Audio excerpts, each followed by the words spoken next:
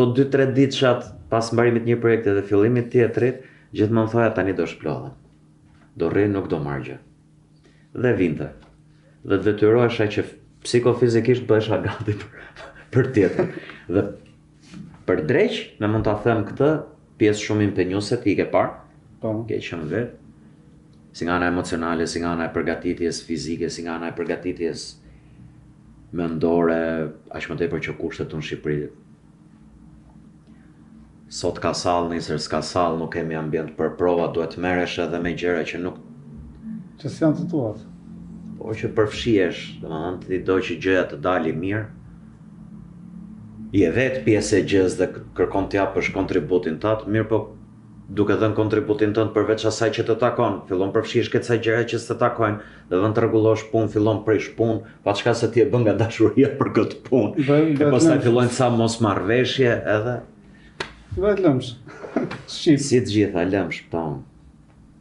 Në fakt është një pjesë e dimshme, po ta mendosh ti që mos plotësojnë kushtet, se është një ta quajmë në gjuhën e popullit zanat që jo të gjithë mund ta bëjnë.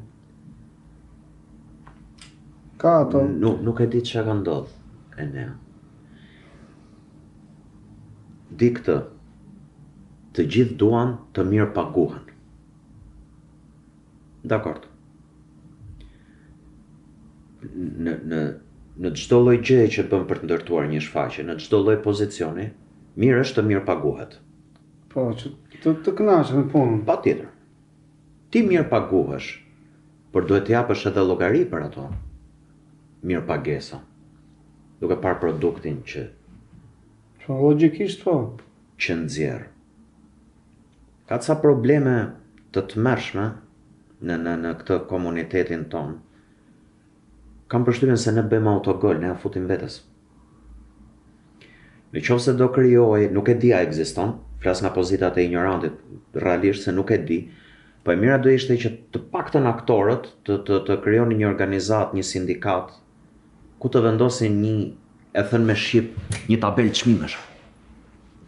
Ashtu siç funksionon qoftë edhe në Hollywood. Nuk po them për masat e Hollywoodit, por nuk mundet që të më vi mua një propozim me 1.000 lek dhe të them jo, normalisht se për mua kushton pak 1.000 lek dhe ta pranoj dikush tjetër sillese e bëun për 1.000 lek. Këto janë problemet pagesave në përgjithësi. Kushtet e tjera pastaj janë skandal se ne nuk kemi një tabel çmimesh apo nuk dim ku drejtohemi për një tabel çmimesh për një sallë. E salla nuk ka asgjë të turpshme, sallat jepen me qira. Po. Në gjithë rrezullin toksor dhe ti nuk e di se kujt duhet t'i drejtohesh për të bërë atë pagesë dhe nuk e di ku e bën atë pagesë, duke qenë akoma në stadet tribale, flas për profesionin, për rrethin artistik, duke qenë akoma tribal. Dhe faleminderit shumë për tyre. Ne të rinjve, sidomos na hapin dyert dhe thon, hajtë se do ta marr unë përsipër fjalët. Po. Po nuk është normale. Ta jep një herë, ta jep 2 herë, s'është normale. Them se duhet krijojmë një mekanizëm që ta shesim veten.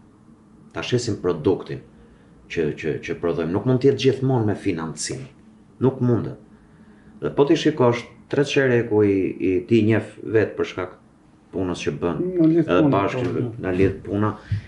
Ti di që gjithë presin financime për të bërë një gjë dhe askush nuk e merr guximin. Dhe mirë bën që se marrin guximin, nuk po i kritikoj me këtë që po them, nuk e marrin guximin të krijojnë një gjë sepse nuk e din ato shitet. I bie të jetë një humbje shumë e madhe ekonomike, shpirtërore, intelektuale, është një rrënim total për fat keq dhe të gjithë presin financimet. Dhe kur gjithë presin financimet, pastaj këtu fillojnë ato konjunkturat edhe ato lojrat në tavolinë që personalisht i kam urrë dhe do vazhdoj të urrej. Jo gjithë i din ç'a bëhet aty. Gjithë edhe është problem i madh shumë.